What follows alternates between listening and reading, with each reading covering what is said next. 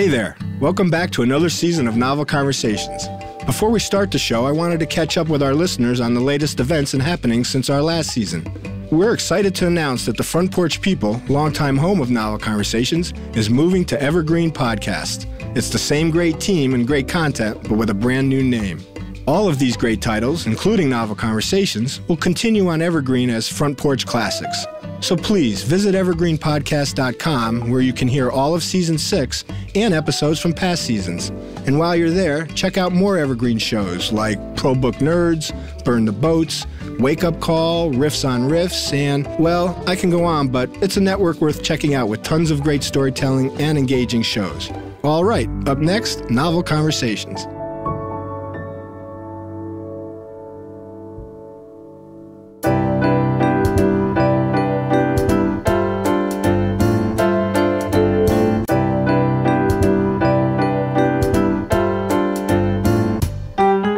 Hello and welcome. I'm Frank Lavallo, and this is Novel Conversations, a podcast about the world's greatest stories.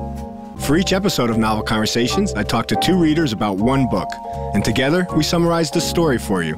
We introduce you to the characters, tell you what happens to them, and we read from the book along the way. So if you love hearing a good story, you're in the right place. This week I'll be having a conversation about the novel The Adventures of Tom Sawyer by Mark Twain. And I'm joined by our Novel Conversations readers, Elizabeth Flood and Phil Setnick. Elizabeth, Phil, welcome. Thank you. Thank you, Frank. And now, on to our show. Before I start our conversation, let me tell you a little bit about The Adventures of Tom Sawyer. Published in 1876, Tom Sawyer was Mark Twain's first novel. And though often dismissed as a boy's tale about boys and for boys, especially when compared to Mark Twain's masterpiece, The Adventures of Huckleberry Finn, after 140 years, Tom Sawyer remains his best-known and most widely read book. The Adventures of Tom Sawyer is the story of a young boy, still firmly rooted in childhood, but struggling with the passage to adulthood, with all the trials and failings that entails. The story of Tom's childhood and his struggle to grow up make up the bulk of The Adventures of Tom Sawyer. So, Elizabeth, is this the first time you've read The Adventures of Tom Sawyer? I read it when I was in middle school. Phil, how about you? Is this the first time you read the book? I think I was about Tom's age the first time I read it. All right, very good. All right, Phil, Elizabeth, let's get into our novel. Phil, I'll start with you. Our novel today is The Adventures of Tom Sawyer, and it starts right off with Tom Sawyer in an adventure. Tom plays hooky to go to the swimming hole with Joe Harper. Aunt Polly, who he lives with, her measure to safeguard against this is that she sews his collar together. Right. Aunt Polly is going to sew the collar closed so he can't remove his shirt and go swimming. Tom, though, has a plan to skirt this by bringing his own thread to re-sew the collar. That's a pretty good plan. Or so he thinks. Yeah, he thought he had it covered, too. He brought both black thread and white thread, but unfortunately, he doesn't follow details completely. He sews the wrong collar back into his collar. And this really does tell us a lot about Tom Sawyer within just a few pages. He's a rascal. He plays hooky, but he's not a dummy. Yeah, he's smart. And he's not afraid of getting caught. He looks her in the eye and lies to her straight away because he believes so deeply in his own conventions for tricking her. And how does he get found out? You said he has the wrong color thread, but Aunt Polly doesn't notice that. It was Sid who gave him up, isn't it? Sid? Who's Sid? Sid is Tom's half-brother. He's always by Aunt Polly's side and a little suck-up. Well, he's a pain in the neck to Tom, that's for sure. But he definitely plays the little brother role. And it's Sid who says, but wait, it's not the right color. So it's Sid who gets him in trouble here. And our Tom, though, he's gone. He's gone before Aunt Polly can even whirl around and check the color. Yeah, he's fast. He does that a few times in this book. And right from there, he runs off to another adventure. He doesn't go off and sulk or try to salve his conscience. He's off to confront a new boy in town. Right. Tom sees a boy who's well-dressed, and he doesn't like him for that. And right away, he wants to fight with him. Right, and the quote is, "This boy was well-dressed. Well-dressed on a weekday? This was simply astounding.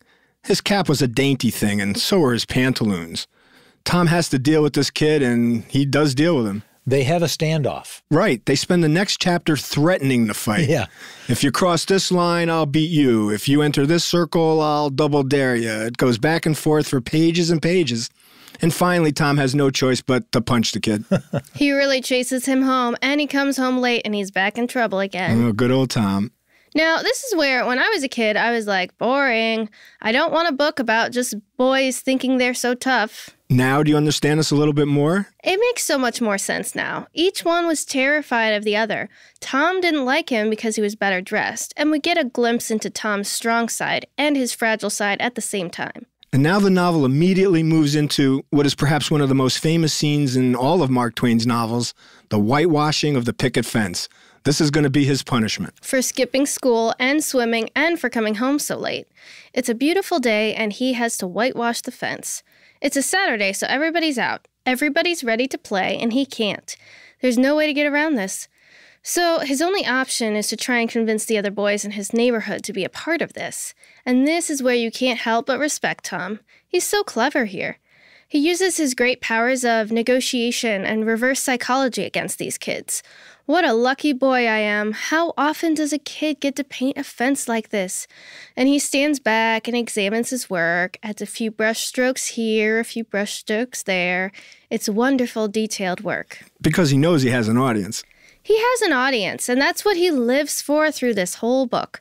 All his adventures are so much more wonderful for him if he can put a twist on it and gain an audience. A little girl, his friends, the whole town.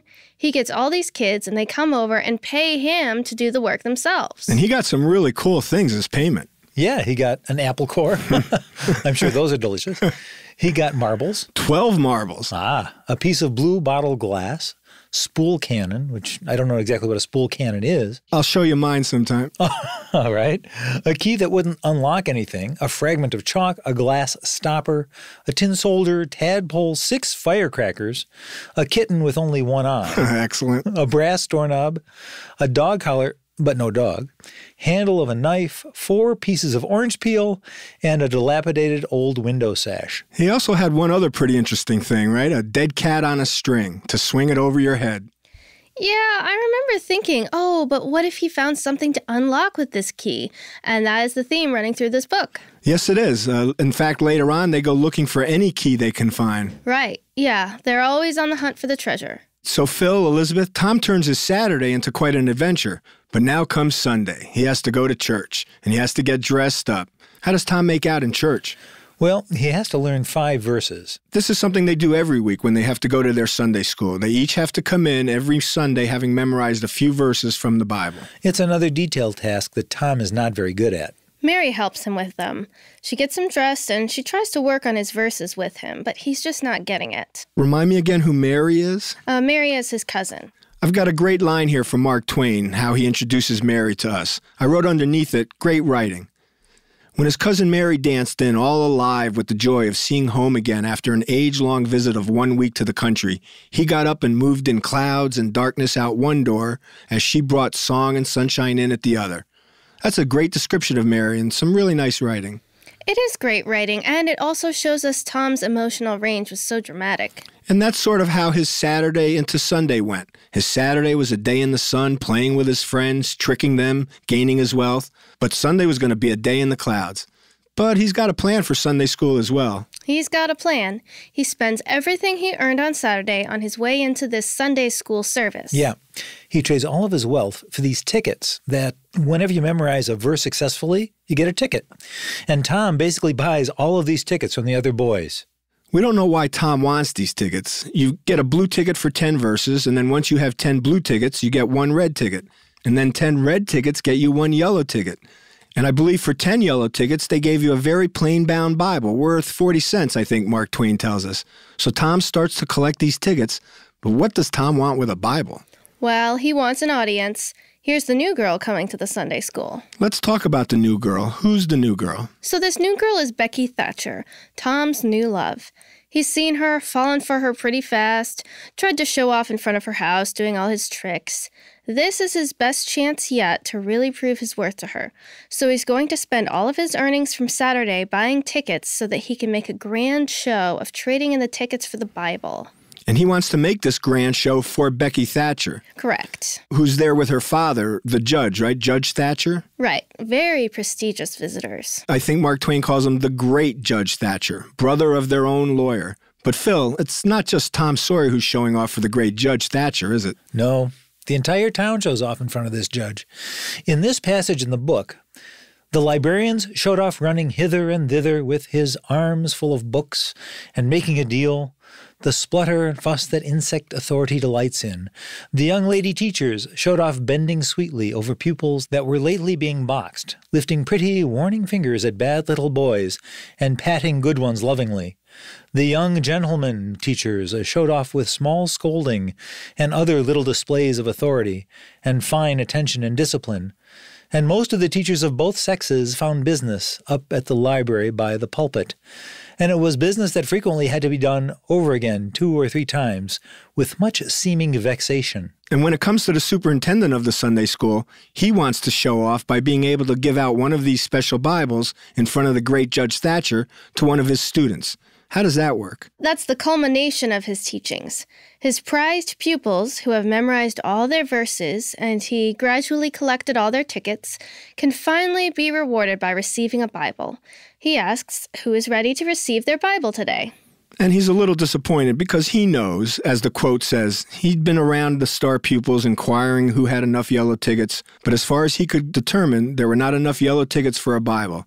And then, when all hope was dead, here comes our hero, Tom Sawyer. And what does Tom Sawyer do to show off? It says, quote, "This was a thunderbolt out of a clear sky. Walters was not expecting an application from this source from the next 10 years, but there was no getting around it. Here were the certified checks. They were good for their face." End quote. So, especially in front of the respective visitors, he has to cough up the Bible, and he knows that he can't question Tom. Tom wouldn't know Scripture, but our visitor doesn't know that. So he's thrilled to meet the young star pupil, and Judge Thatcher can't help but ask Tom, "Who are your first 2 apostles?" And poor Tom, all he can come up with is David and Goliath. Ouch. And you just feel his pain. And Mark Twain says, "Let us draw the curtain of charity over the rest of this scene." But another great adventure for Tom Sawyer. This really has the purpose of introducing himself to his new love, Becky Thatcher. And he sure does get her attention right away. He does. And he's not afraid of anything. He's not afraid of being embarrassed in front of this whole congregation. Yeah, you get the sense that he's this irrepressible character. I would even say unstoppable. And an unstoppable romantic. This is all in the name of love. And adventure, which sometimes can be the same thing. All right, well, after Sunday school, they all have to go to church. And that's a tough time for Tom Sawyer, isn't it? Tough time for any boy, I think. Very true. He has to sit still. Not allowed to catch any flies. He hates that. So once Tom and everyone is in church, they sit and they listen to the minister drone on, quote, "through an argument that was so prosy that many ahead by and by began to nod. And yet it was an argument that dealt in limitless fire and brimstone, and thinned the predestined elect down to a company so small as to be hardly worth the saving." Phil, Elizabeth, do you get the feeling that Mark Twain had as much trouble sitting through a church service as Tom Sawyer does? Yeah, absolutely. Because this is obviously an aside by Twain, yet it also reflects the actions and thoughts of Tom Sawyer in a way. I like Mark Twain's aside here about the church choir. They couldn't stop talking. Right, and the quote is, "The choir always twittered and whispered all through service. There once was a church choir that was not ill-bred, but I've forgotten where it is now. It was a great many years ago, and I can scarcely remember anything about it. But I think it was in some foreign country." That made me laugh out loud. To me, that's timeless. And that's what makes a great book, right? It's timeless and timely. All right, Elizabeth, Phil, I want to talk about the first really big adventure that Tom goes on, and actually goes on with a friend that we haven't met yet, Huckleberry Finn. Tell me a little bit about that meeting. He simply says, quote, "Shortly Tom came upon the juvenile pariah of the village, Huckleberry Finn, son of the town drunkard," end quote. So we know right away what kind of a meeting this is. Huck is not in school. Tom's going to be late to school because he's going to hang out with this unseemly character. And the conversation they have really gives us the sense that these are 2 boys talking because they're talking about a dead cat. Right, Huck's got himself a dead cat, but he had to buy it, didn't he? Yeah, he bought it off a boy for a blue ticket and a bladder that he got at the slaughterhouse. How did Huckleberry Finn get a blue ticket? That's for Bible verses, isn't it? Right, the same way as Tom Sawyer did. You know, he says, "I bought it off Ben Rogers 2 weeks ago for a hoops stick." And isn't that the village mother's biggest complaint about Huckleberry Finn? Not that he's vulgar and bad and lawless. The big problem is their children admired him and wanted to be like him. Yeah, he's like the Fonz. Yeah, and in a different day, he would have been wearing a leather jacket and riding a motorcycle. But what I'm really interested in right now is this dead cat that Huck's dragging around. Tom and Huck have a plan for this dead cat, don't they? This is what leads to our next adventure. Yep, the dead cat can be used for curing warts, which Huck has found out because Bob Tanner, this other boy in town, has tried it. But Tom's not really sure about the cat cure. He uses the stump water rainwater cure for his warts. He says he took thousands of warts off his hands that way. Mm-hmm. He's so dramatic. All right, so what are they going to do with this cat? They've got a plan for this cat. Huck says, quote, well, take your cat, get it in the graveyard about midnight, when somebody that was wicked has been buried, and when it's midnight, a devil will come, or maybe 2 or 3, but you can't see them. You can only hear something like the wind, or maybe hear him talking when they're taking that fellow away. You heave your cat after him and say, devil follow corpse, cat follow devil, warts follow cat, I'm done with you. That'll fetch all warts. End quote. Hey there, I'm Sue Borison. And I'm Stephanie Silverman. If you're the parent of a teenager, or a teacher, or maybe just someone who vividly remembers how challenging those awkward in-between years can be, well, we're here to save the day with our podcast, Your Team with Sue and Steph, the go-to source for guidance on raising tweens and teens. From behind-the-scenes info on college admissions. I'm so passionate about science and research, but if you really didn't do anything about it, they're not really going to believe you. To tactical advice on surviving middle school and high school. If my mom, who's smart and awesome, could have friend drama and be okay, then I also will be okay. And raising your children to be upstanders. The words of feeling are critical because they help push a child to be able to act. Sue and I are by your side and ready to help you navigate this crazy world, one episode at a time. Listen to Your Team with Sue and Steph wherever you get your podcasts or at evergreenpodcasts.com. We can't wait for you to join us.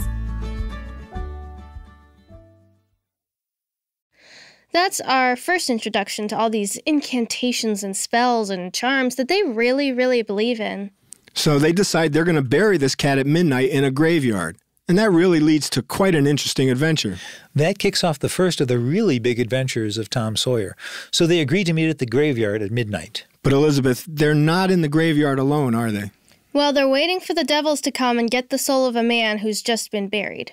For a minute, they believe that they hear them coming. It turns out, in fact, to be a doctor who's paid some guys to dig up a fresh corpse for him. We can assume for him to be experimenting on the cadaver. We learn that it's Injun Joe and Muff Potter and Dr. Robinson.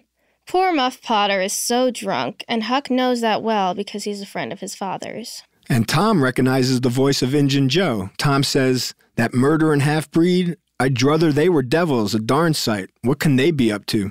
So Injun Joe's just a bad guy. We know that from the start. So Injun Joe and the drunk Muff Potter are digging up a body for the doctor, so Huck and Tom have no choice but to stay hidden. Right. Tom and Huck have to watch this. It ceases to be a game for them right here, doesn't it? Yeah, this is not about the cat anymore because now they're witnessing some very big grown-up adventure. This is scary. This is grave robbing. This is murder. Murder? Who gets murdered? Our doctor. Injun Joe decides that the money he was paid up to dig up this grave is not enough. He wants more. The doctor objects. Our drunk man falls down. Injun Joe can kill the doctor, put the knife in the drunk man's hand, so when he wakes up, he says, I can't believe it. I was so drunk, I killed the doctor. And all this was witnessed by Tom and Huck from their hiding? What do they do with this information? Of course, they have to make a pact and seal it in blood. What else would blood brothers do? Of course, yes. And the language is fantastic. Quote, Huck Finn and Tom Sawyer swear they will keep mum about this, and they wish they may drop down dead in their tracks if they ever tell and rot. End quote. And they swear to take this secret to their graves. And Phil, what's the consequences of this murder once it's discovered? Well, Injun Joe points the finger at Muff Potter. He's then thrown into jail. Now, Tom, he has a conscience about this, right? It bothers him. This is one of our first glimpses, I think, into Tom's more grown-up feelings. This weighs heavy on Tom. And he's not able to sleep or really eat that much for going on a week. And he's pitching around and talking in his sleep. Yeah, let me just get you there on the talking in his sleep part. Sid tells him that he's been saying strange things about blood and murders. So, of course, Tom doesn't want to reveal the secret, so Tom has a neat little way of preventing himself from sleep talking. How does he do that? He ties his face closed. That's right. He pretends he has a toothache and literally ties his mouth shut. Of course, Sid wants to hear what's going on.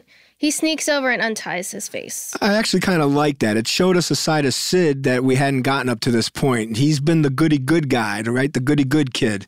He's actually got a little bit of smarts to him as well. Well, sure, and especially if he can catch Tom doing something wrong. Absolutely. That's his motivation. So Tom's conscience does bother him. Tom tries to make some amends, doesn't he? Yeah, so Tom begins to take Muff Potter, I'd say, small comforts via the jail window. But eventually, as the days pass, Tom's mind seems to move on. His conscience doesn't bother him as much, and actually, right at the beginning of our chapter 12, we find out that Tom has new worries. Right.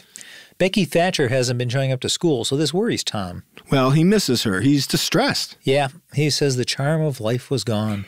There was nothing but dreariness. He's so dramatic. And so, in order to bring some excitement back into his life, he concocts another grand adventure. And his partners in this are Joe Harper and Huckleberry Finn, who agree to join him in being pirates. And this scheme entails what, Phil? This scheme entails them getting onto a raft and going to an island in the river. Some island 3, 4, 5 miles downstream from their little town of St. Petersburg. Starts out great, though, doesn't it?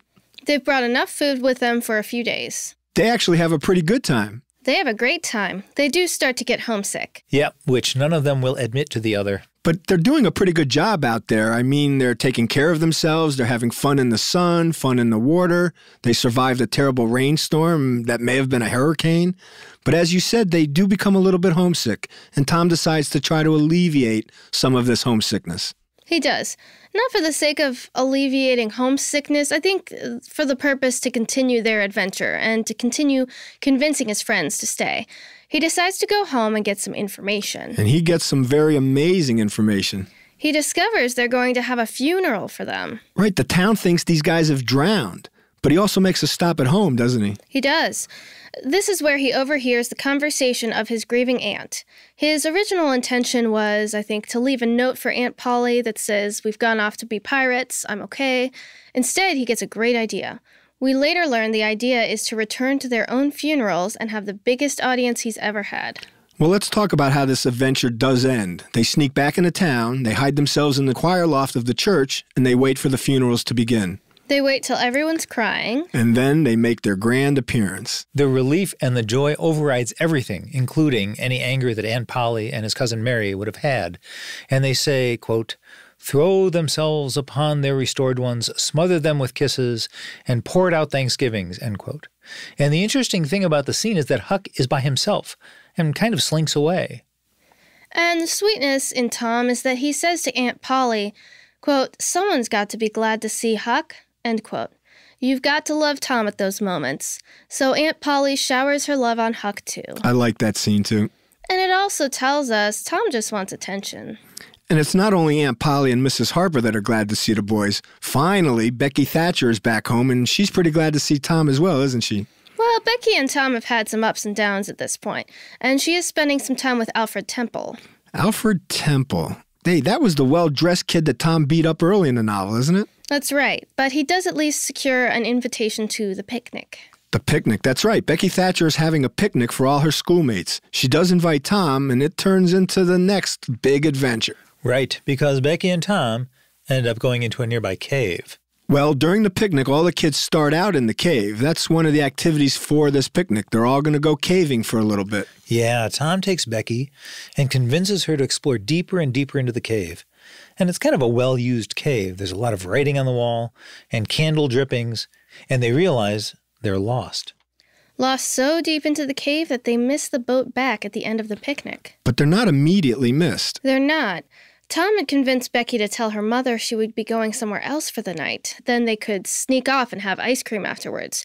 So nobody missed them until church the next day. And then that whole town, just as they did when Tom and Huck and Joe Harper were drowned in the river, the whole town comes out for the rescue. And it gets frightening here because we know this is not Tom's intention to run away. He doesn't have a team of people and he doesn't have an easy way to get back.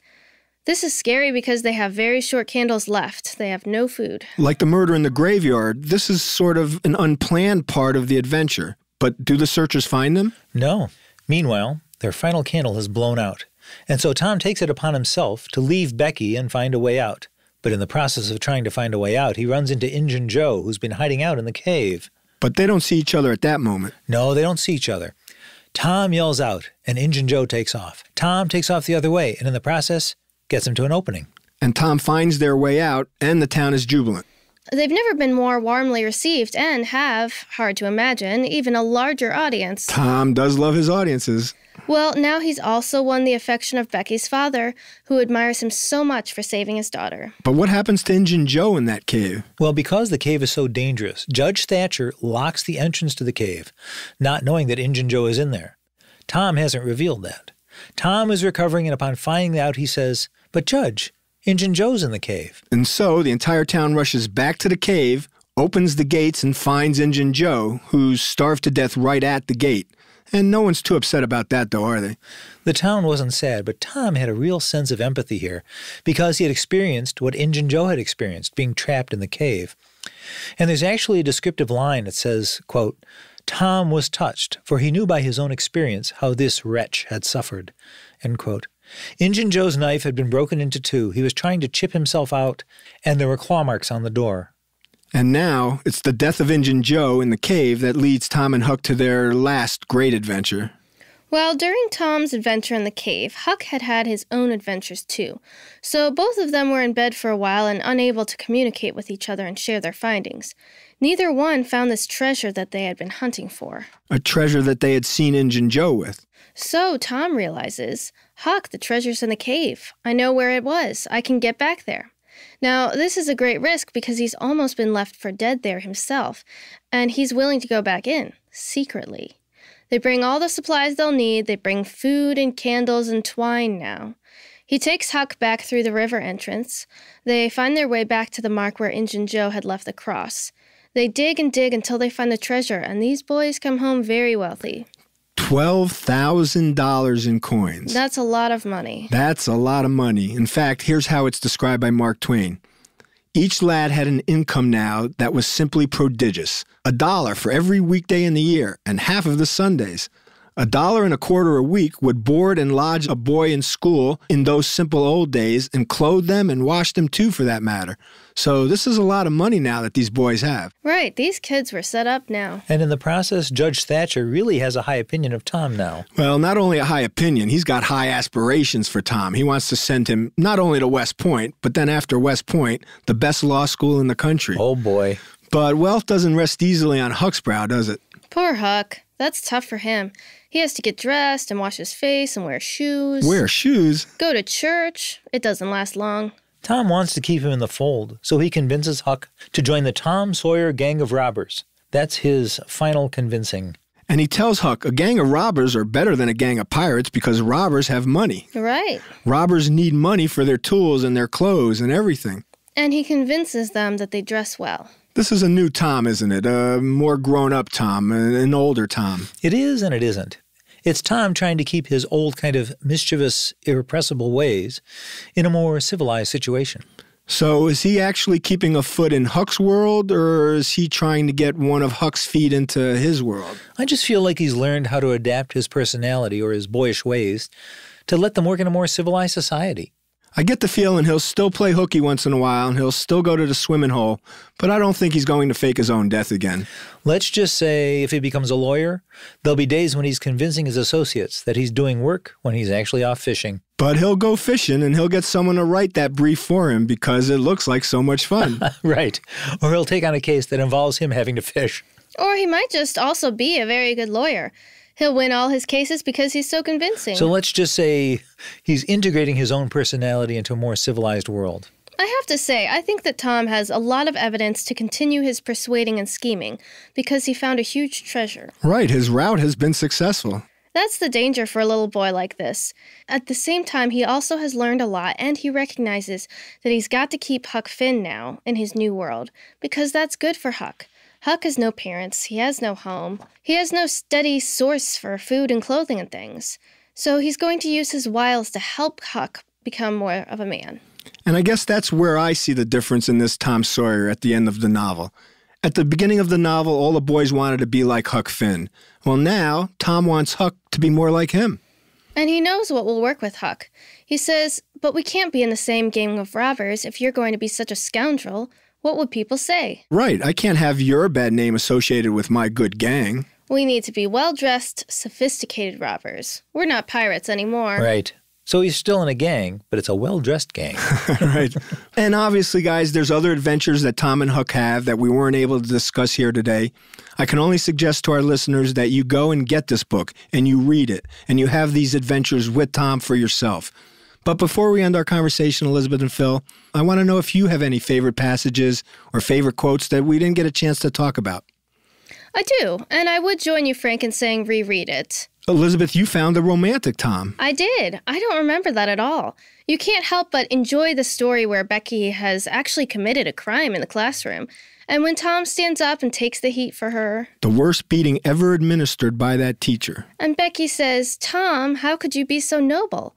And she's right. He's won her love forever and our hearts as well. One of the things I like a lot about this novel are the asides of Mark Twain, giving us his opinions about the church, his opinions about the state, or even with Aunt Polly. One of the things that made me laugh was Aunt Polly gets these health journals. Every month health journals come and they've got a new remedy, a remedy for fevers, a remedy for chills. And Mark Twain sort of tweaks her a little bit by saying this: all the rot they contained about ventilation and how to go to bed and how to get up and what to eat and what to drink and how much exercise to take and what frame of mind to keep oneself in and what sort of clothing to wear were all gospel to her. And she never observed that the health journals of the current month customarily upset everything they had recommended the month before. And that's still with us today, right? Today eggs are good. Tomorrow eggs are bad. Coffee's bad. Coffee's good. It is true. Yeah, I enjoyed the asides and the little interjections about the writer, about Twain, even sarcastically patting himself on the back. I mean, the emblematic scene of the novel for me is the whitewashing. And Twain says about Tom, quote, "If he had been a great and wise philosopher like the writer of this book, he would now have comprehended that work consists of whatever a body is obliged to do, and that play consists of whatever a body is not obliged to do." That's the theme through the book, really. Yeah, and closer to the end, you lose the line between Twain and Tom, especially in the cave, I think, where the tone becomes more serious. In fact, Mark Twain in his conclusion says that, quote, "The chronicle ends here because it's strictly the history of a boy. The story cannot go much further without becoming the history of a man." End quote. These are boys who truly enjoy being boys. And I think that'll end our conversation on the novel, The Adventures of Tom Sawyer by Mark Twain. Elizabeth and Phil, I really want to thank you guys for coming in and having this conversation with me about the book. I hope you enjoyed it. I did. I enjoyed the book and the conversation. Thanks, Frank. Thanks, Frank. It was a lot of fun. Great. Thank you both very much. You've been listening to Novel Conversations.